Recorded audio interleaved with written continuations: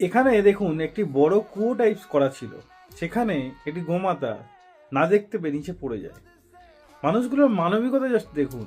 একটি ছেলে দেখতে পায় যে একটি গোমাতা পড়ে আছে, সে সবাইকে জড়ো করে এবং একটি হাইড্রাও ডাকে, মানে জেসিবি ডাকে, যাতে এই গরুটিকে নিচ থেকে তোলা হয়। এই ছেলেটি নিচে নেমে পড়ে নিজে, যাতে গরুকে বেঁধে, এই গোমাতাকে বেঁধে সেখান থেকে যেন তুলতে পারে। তো ভালো করে সেই গোমাতাকে সেখান থেকে বাঁধে।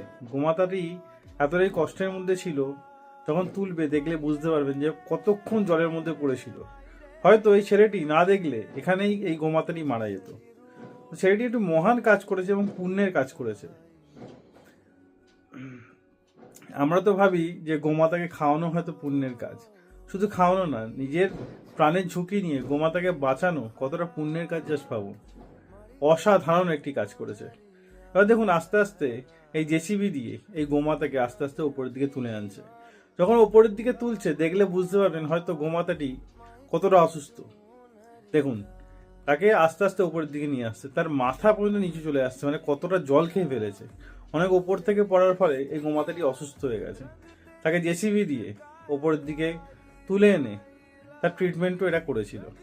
তো ছেলেটিকে আমার স্যালুট, যে নিচে নেমেছে নিজের প্রাণের ঝুঁকি নিয়ে এই গোমাতাকে বাঁচানোর জন্য। এবং যদি সম্ভব হয়, যদি কোনো প্রাণী কখনো অসুস্থ দেখতে পান বা আপনার যদি এখতিয়ারের মধ্যে হয়, অবশ্যই অবলা প্রাণীদের অবশ্যই হেল্প করবেন। তো ভিডিওটি ভালো লাগলে অবশ্যই লাইক করে শেয়ার করে দেবেন।